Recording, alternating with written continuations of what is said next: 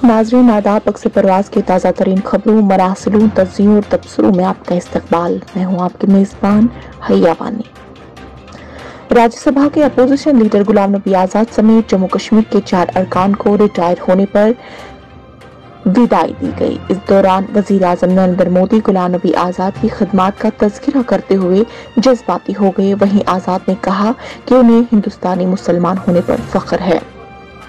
फारूक अब्दुल्ला ने लोकसभा में खिताब के दौरान कहा कि जम्मू कश्मीर में सियाहती व सन्नती शोबा शदीद तौर पर मुतासिर हुआ है और गुर्बत बढ़ गई है। उन्होंने कहा कि 50,000 मुलाजमतों का वादा किया गया था, लेकिन एक मुलाजिम भी फराहम नहीं की गई है। बड़गाम में 3 फरवरी से लापता 13 साला बच्चे की लाश आज एक सेब के बगीचे से बरामद हुई है। अहले खाना और मकामी लोगों ने इसे कत्ल करार दिया है।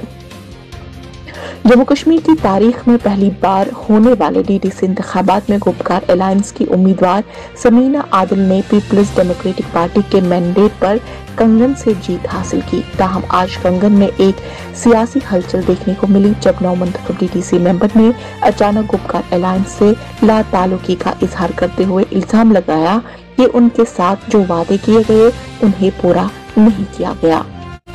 महबूबा मुफ्ती ने सिलसिलावार ट्वीट करते हुए कहा कि वाजपेयी जी के इंसानियत, कश्मीरियत और जमहूरियत के नजरिए के लिए बहुत कुछ किया गया। मुझे डीडीसी चेयरमैन शिप नताइज पर कतई हैरत नहीं है, क्योंकि डीडीसी अरकान को खरीदने और धमकाने के लिए 2 माह का वक्त दिया गया था।